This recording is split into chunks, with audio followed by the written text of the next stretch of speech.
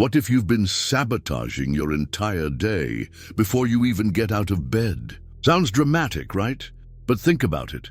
What's the very first thing you do when you wake up? Do you stretch? Do you breathe?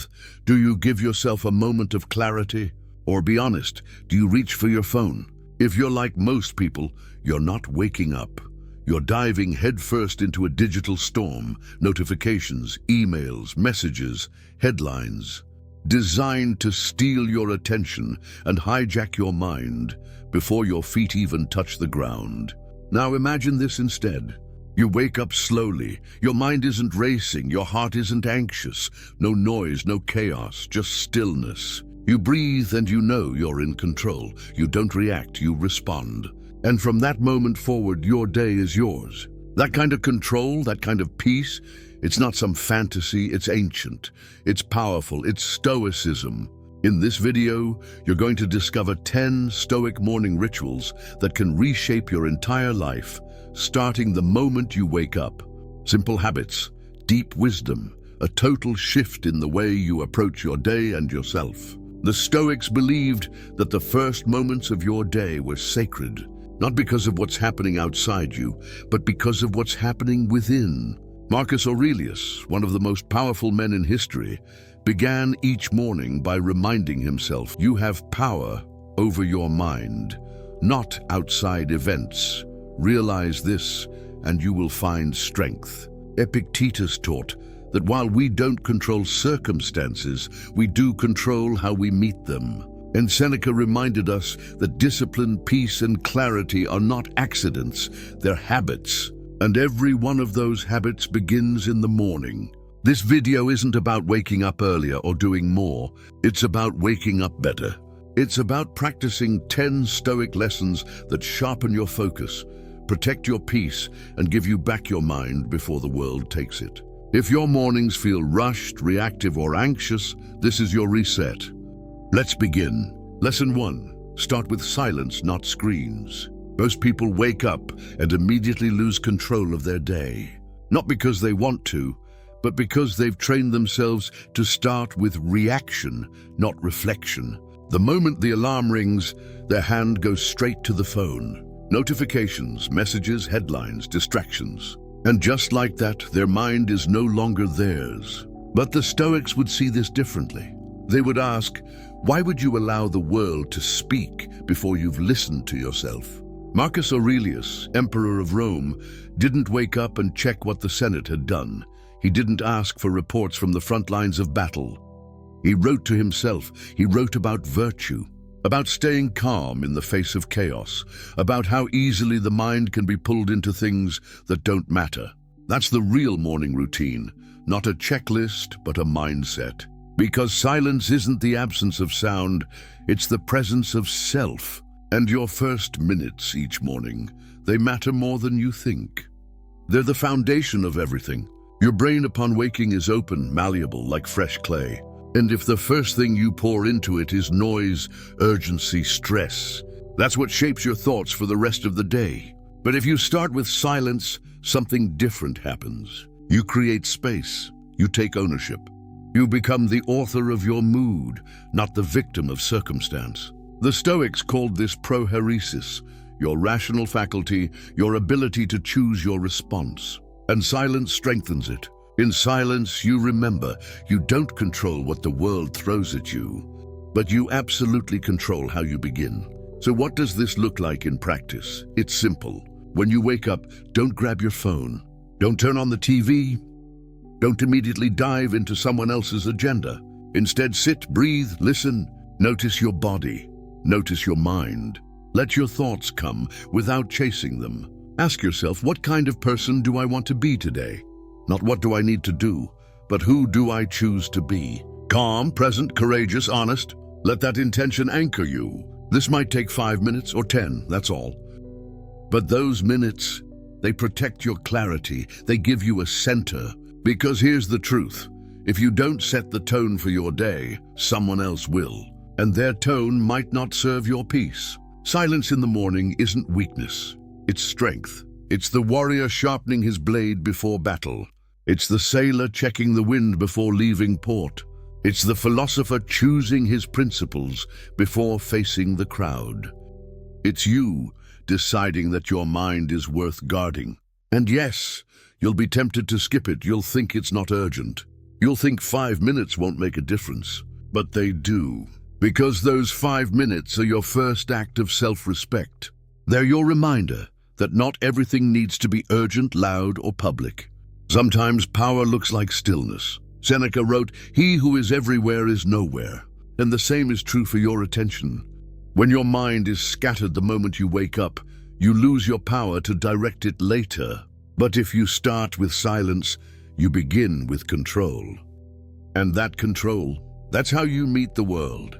Not with panic, but with presence. So tomorrow morning, before you do anything else, give yourself the gift of silence. Breathe, reflect, return to yourself, and listen. You might be surprised by what you hear. Lesson 2. Define your inner compass before the world points you elsewhere. Before the world tells you who to be, you have to decide for yourself. Because if you don't choose the direction of your day, someone else will. A rude email, a passive-aggressive message, a headline designed to make you angry. It doesn't take much to throw you off course, if you never had one to begin with. The Stoics understood this deeply. They believed that before you leave your room, before you speak to anyone or check anything, you should establish your inner compass, a single value, a word, a guiding principle that orients everything you do, say, and think that day. Marcus Aurelius did this every morning. He reminded himself, "Today I will meet people who are selfish, arrogant, deceitful." He didn't do it to complain, he did it to prepare. To remember, their behavior won't determine mine. He chose calm, he chose virtue. He chose to be unmoved by what was outside and led by what was inside. And you can do the same. This lesson is about asking yourself a simple but powerful question. Who am I committed to being today? Maybe it's courageous, maybe it's kind, maybe it's focused, disciplined, forgiving, patient. Whatever it is, it has to be yours. Not something trendy, not something expected, but a quality you want to embody, no matter what the day throws at you. Because the truth is, the world is full of winds, and if you don't have a compass, you'll get pulled in every direction. You'll end up angry because someone else was, distracted because everyone else is, anxious because the news told you to be. But when you choose your guiding principle first thing in the morning, you reclaim authorship. You no longer react by default, you respond by design. This isn't just a mental trick, it's a Stoic discipline. It's aligning your actions with arete, the Greek word for excellence of character. And it only takes 1 minute. Try this tomorrow. Wake up, sit quietly, ask, what do I need to embody today to be proud of myself tonight? Not what you need to do, not who you need to impress, but what virtue, if practiced consistently, will make your day meaningful. Write it down, just one word. For example, clarity. Then as you move through the morning, remember it. When the traffic hits, when someone cuts in line, when your plans get delayed, remember clarity. Ask, is my next action aligned with the person I committed to be? If not, pause, breathe, recalibrate. This is your compass, and a compass doesn't stop storms. It simply stops you from getting lost in them. Epictetus said, first, say to yourself what you would be, and then do what you have to do. That's this lesson in a sentence. Decide who you will be, then let everything flow from that choice. It's easy to underestimate this, to think it's too subtle, too symbolic. But that's the point. The most powerful shifts don't come from what you do once. They come from what you decide to become every single day. Imagine this. You wake up, you write down patience. And throughout the day, when frustrations rise, instead of snapping, you breathe. Instead of reacting, you remember. Instead of regretting, you realign. One word, but it saves 1,000 bad decisions. The world will always try to tell you who to be, to chase this, to react to that, to match someone else's energy. But your job is different. Your job is to walk into the day already decided, because when you know who you are, you don't need permission. You don't need to win arguments. You don't need validation. You have a compass, and that's enough. Lesson 3. Begin again. Every morning is a reset. No matter how yesterday ended, today begins new. It doesn't matter if you failed, got distracted, lost your temper, or fell short of who you wanted to be. The sun doesn't judge you. The morning doesn't hold a grudge. It simply returns, with silence, with space, with an open hand. And the Stoics believed in this return. Marcus Aurelius wrote, "When you arise in the morning, think of what a precious privilege it is to be alive, to breathe, to think, to enjoy, to love. Not because life is easy, but because every day is an opportunity to begin again." That's what this lesson is about. Treating each morning as a reset, not a continuation of your mistakes, but a chance to start with clarity again and again. We often carry the weight of yesterday like a bag of stones. A harsh word we regret, a missed goal, a bad habit repeated. And without realizing it, we drag all that emotional debris into the next morning. But the Stoics would remind us that moment is gone, only this one matters. Epictetus said, "It's not things that disturb us, but our judgments about them." And one of the harshest judgments we make is believing that who we were yesterday defines who we are today. It doesn't. Every morning, you are a blank canvas, not erased, but available. You still have your story, but you also have a pen in your hand. You choose how the next chapter begins. This is the power of the reset. It's not passive. It's not wishful thinking. It's a decision, a refusal to let the past anchor the present. When you wake up, ask yourself, am I carrying what no longer serves me? Are you still replaying that failure? Still beating yourself up for what you didn't do? Still telling the same story about what you can't change? Pause, breathe, release it. Not because it didn't matter, but because you matter more. You can't serve the world or yourself if your hands are full of guilt and regret. Let go, begin again. This is not denial. This is the discipline of emotional clarity. The Stoics didn't avoid their flaws.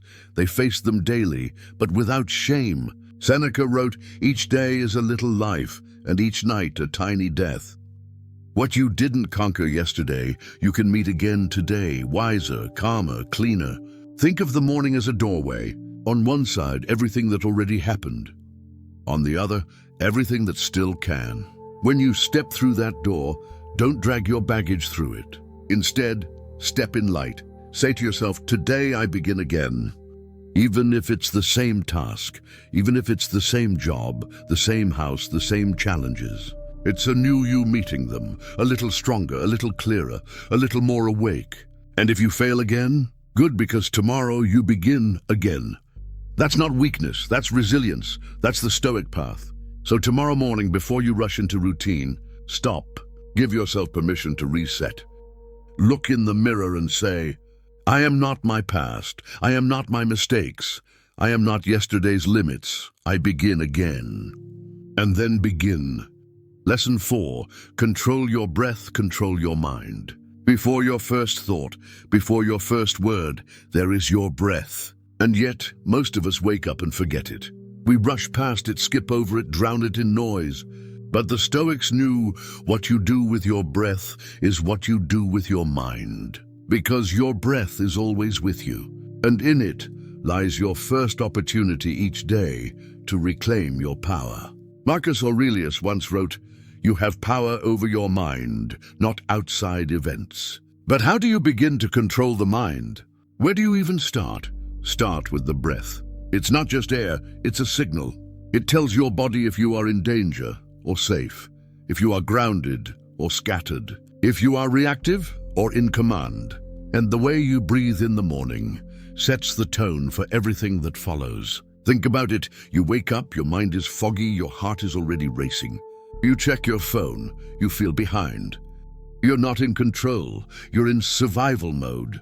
But what if instead you paused before anything, just breathed? Slowly, deeply, consciously. That moment, that pause, that breath, it's not just a delay, it's a decision. You're telling your nervous system, we are not in danger. You're telling your thoughts, I am here now. You're telling the day, I move by choice, not by force. The Stoics trained for this. Not through meditation apps or techniques, but through discipline. They faced death, exile, loss, and still they remained composed. Why? Because they mastered the inner world.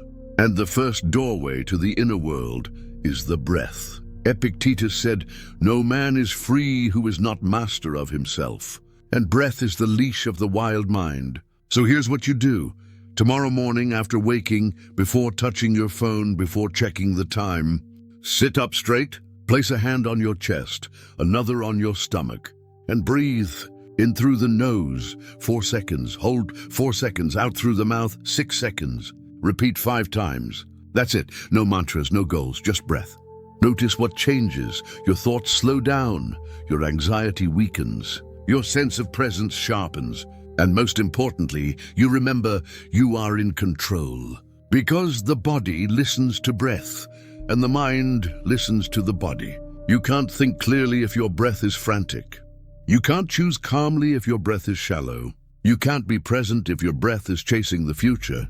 But when you breathe with intention, you create space. And in that space, you can choose. Seneca wrote, "He is most powerful who has power over himself." And that power, it begins here, not with a to-do list, not with caffeine, not with motivation, with air, with rhythm, with ownership. You don't need silence around you, you just need stillness within you. So the next time your morning starts to spiral, return to the one thing no one can take from you, your breath. Inhale deeply, exhale slowly, and lead your mind like a calm hand on the shoulder of a restless child. The world will pull at you today, emails, traffic, noise, pressure. But you will remember this. I am not those things. I am the one who breathes. I am the one who chooses. And that is enough. Lesson 5. Choose response over reaction. You don't control what happens, but you always control how you meet it. This isn't just philosophy. It's your greatest power. And it begins the moment you wake up. Because mornings are full of tiny tests. The alarm doesn't go off. The coffee machine breaks. You check your phone, and there it is, a message, a problem, a fire. And before your feet even touch the floor, you're already reacting. But the Stoics would pause here. They would ask, is this the person I want to be? Because reaction is reflex, response is reason. Reaction is fast, loud, emotional. Response is slow, clear, intentional. And your first moments of the day, they train you to live one way or the other.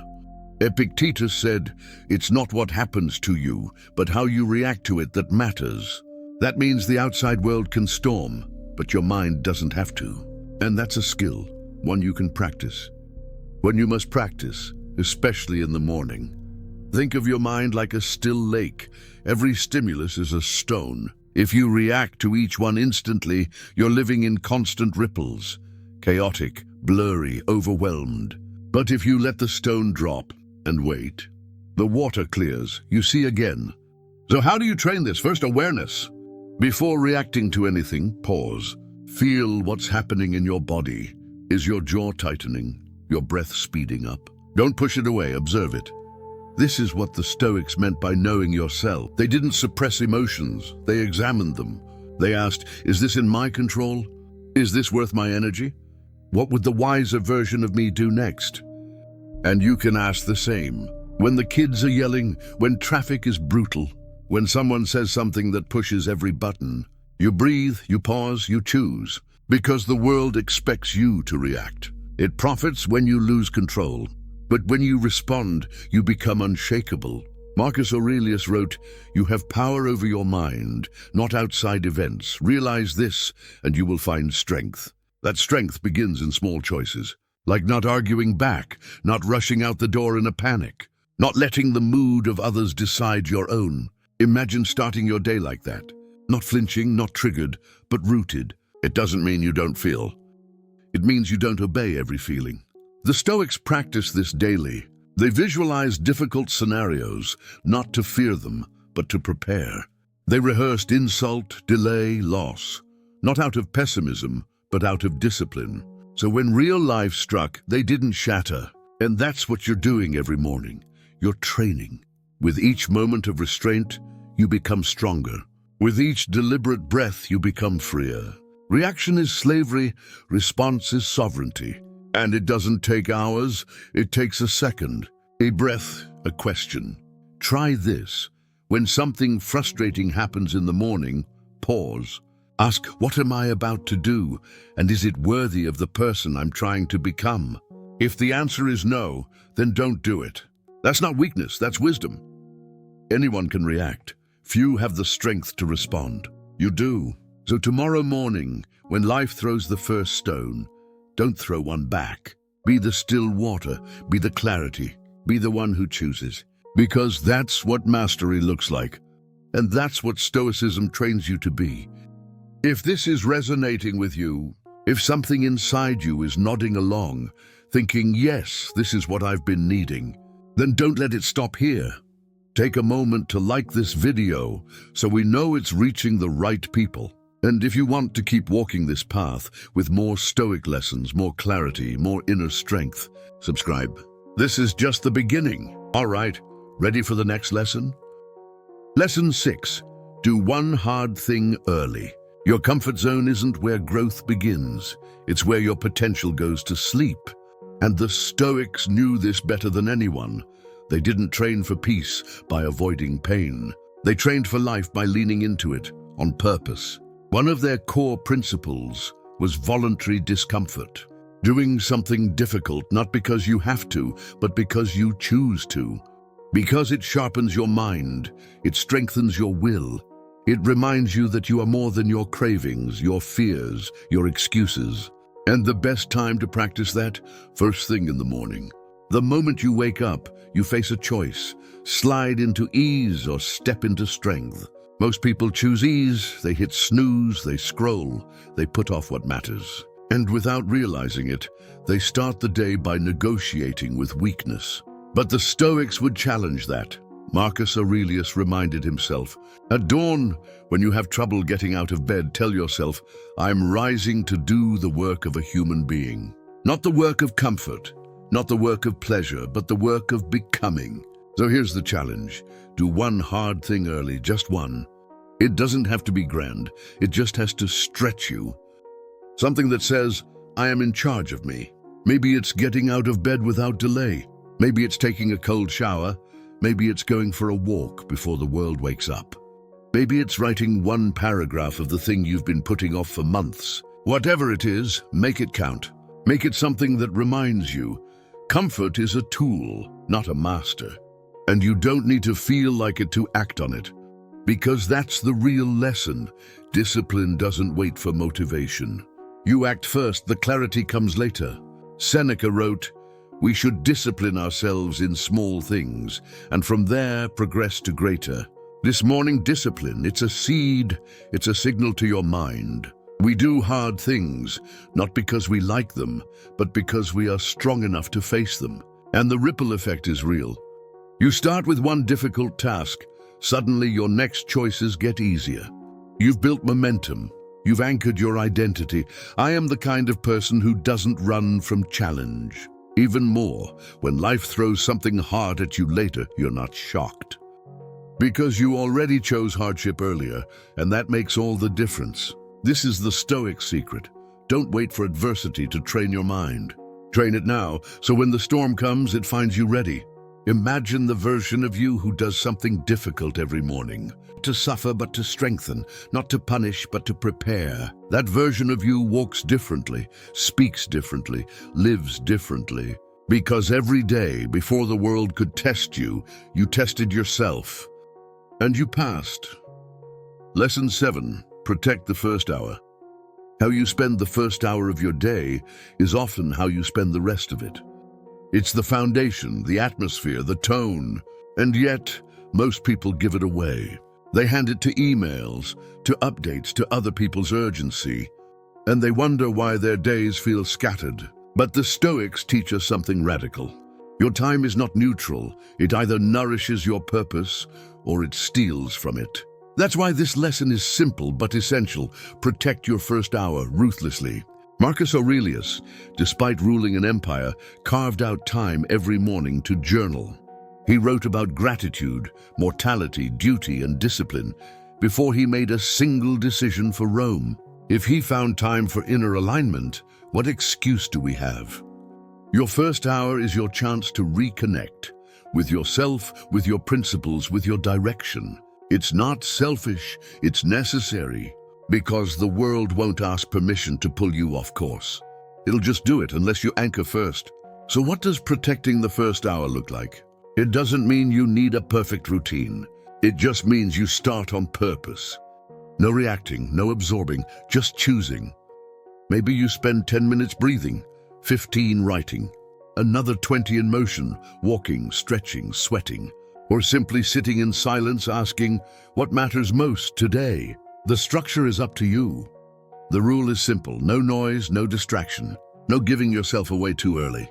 As Seneca wrote, people are frugal in guarding their personal property, but as soon as it comes to squandering time, they are most wasteful. Let that sink in. You wouldn't let a stranger come into your house and rearrange your things. But every time you wake up and give your first hour to the internet, the stress, the noise, you've done just that. You've let the world rearrange your priorities before you even remembered what they were. But what happens when you protect that first hour? You walk into your day clear, centered, unshaken. You're not reacting to life, you're leading it. That's Stoicism, not just surviving the chaos, but starting stronger than it. So tomorrow morning, guard that time like your peace depends on it. Because it does. Lesson 8. Remember what you control. Every day brings uncertainty, delays, criticism, distractions, mistakes, yours and others. And the truth is, most of it is outside your control. But how you begin your morning, that's yours. And the Stoics built their entire philosophy around this clarity. Epictetus said it best: some things are up to us, and some things are not. That line, it's not just a quote, it's a filter. And the earlier in the day you apply that filter, the clearer your mind becomes. Because when you forget what's in your control, you suffer needlessly. You get caught trying to manage the opinions of others, trying to fix everything, please everyone, avoid every discomfort. But that's not power, that's exhaustion. The Stoics offer a different path. Focus only on what's yours, release what isn't. And the best time to remind yourself of this is first thing in the morning. Imagine starting the day by separating the two. I don't control the weather. I don't control traffic. I don't control how people speak to me. But I control how I respond. I control what I focus on. I control the values I carry into the world. That shift, it's subtle, but it changes everything. It's not about ignoring what happens. It's about not being owned by it. You may not control how the day unfolds, but you do control the spirit you bring to it. That's the lesson. And like any muscle, clarity over control must be trained daily, intentionally, especially when the pull toward reactivity is strongest. So tomorrow, try this. Before your day begins, write down 2 columns. In one, not mine to control. In the other, fully mine. Be honest, be specific. You'll be surprised how much mental noise disappears when you stop pretending you control everything. And what's left? Peace, focus, energy directed where it actually matters. Marcus Aurelius reminded himself daily, you have power over your mind, not outside events. Make that your mantra. And every time the world tries to pull you into worry, repeat it. Because that moment of remembering, that's when you return to yourself. You stop fighting the ocean and start learning how to sail. That's Stoicism. That's freedom. Lesson 9. Nourish your body with intention. The Stoics were not obsessed with image. They didn't chase vanity or perfection, but they understood one essential truth. Your body is the vessel through which your mind operates. And if you neglect it, you compromise your clarity, your discipline, your freedom. It's easy to forget this in modern life. We eat for comfort. We eat out of boredom. We rush, we numb, we consume. And we wonder why we feel foggy, agitated, disconnected. But Stoicism teaches us to approach everything with intention, even and especially what we consume. Epictetus said, "Is food the measure of the man? No, but how he relates to it might be." So what does this mean for your mornings? It means your first meal is not just fuel, it's a message to your body, to your brain, to your inner self. A message that says, I care about how I show up today. You don't need a perfect diet. You don't need a ritual of supplements and powders. What you need is presence, discipline, awareness. Ask yourself, am I eating with intention or out of habit? Is this food giving me energy or taking it away? Am I being kind to my future self or just indulging my present comfort? The Stoics believed in simplicity, not in punishment, not in obsession, but in mastery. Seneca warned against gluttony, not because of morality, but because of focus. He knew that when you're led by appetite, you become distracted from purpose, and your purpose each day deserves clarity. So tomorrow morning, don't eat automatically. Pause. Feel your hunger. Choose something simple, something that supports, not sabotages, your intentions. Eat slowly, with gratitude, with awareness, because how you eat is how you live. Rushed, distracted, compulsive, or mindful, present, in control. Your morning nutrition isn't about restriction, it's about alignment. Alignment between your values and your actions, between your discipline and your desires. You don't need to be perfect, you just need to be intentional. And that intention, over time, becomes identity. You become the kind of person who respects their body, who listens before consuming, who chooses clarity over cravings. That's not a diet, that's philosophy in action. That's Stoicism. Lesson 10. Stand guard at the door of your mind.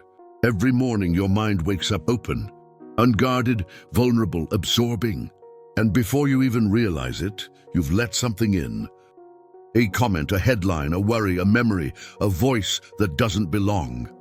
And like smoke through a window, it fills your thoughts. You didn't invite it, but now it's there, shaping how you see the day.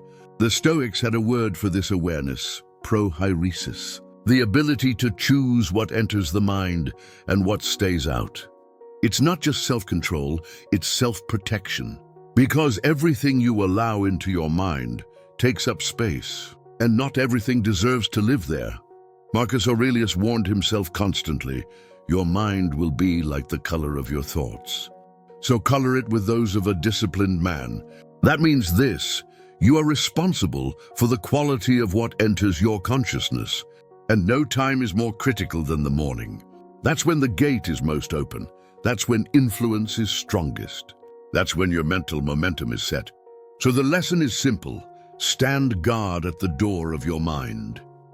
Be as selective with your thoughts as you are with your company. You wouldn't let a toxic person into your home.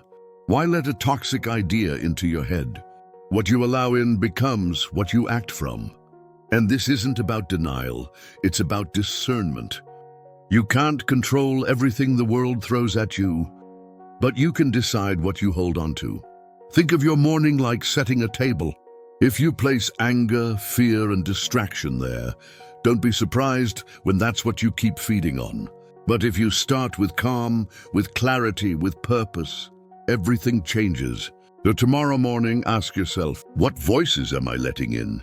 What thoughts am I feeding? Who or what is shaping my reality before I've shaped it for myself? If the answer is negative, anxious, shallow, don't entertain it, don't argue with it. Don't dramatize it. Just shut the door. Return to your breath. Return to your compass. Return to your path. That's not ignorance, that's sovereignty. The Stoics knew that the mind was sacred ground, and not everyone deserves access to it. So train like them. Start each morning by choosing your first thoughts. Nurture the ones that strengthen you. Dismiss the ones that weaken you. Because those early moments, they are a threshold. Guard them, protect them, honor them. And what you let in will shape who walks out. You don't need to change your whole life overnight. You don't need to master every Stoic teaching in a single week. You just need to wake up differently, because every morning is a decision. To drift or to direct, to react or to respond, to exist or to lead. The 10 lessons you've seen today, they're not tasks, they're tools. Simple, ancient, transformative. They remind you that your peace isn't something you find, it's something you protect. That clarity doesn't come from the world, It comes from within. That your power is not in what happens, but in how you meet it. And the beauty of all this? It starts when you open your eyes. It starts before the world reaches for you, when you choose to reach for yourself. So tomorrow morning, don't rush. Don't scroll. Don't forget what you already know. Instead, breathe, be still, begin with strength. And remember, the way you start is the way you live.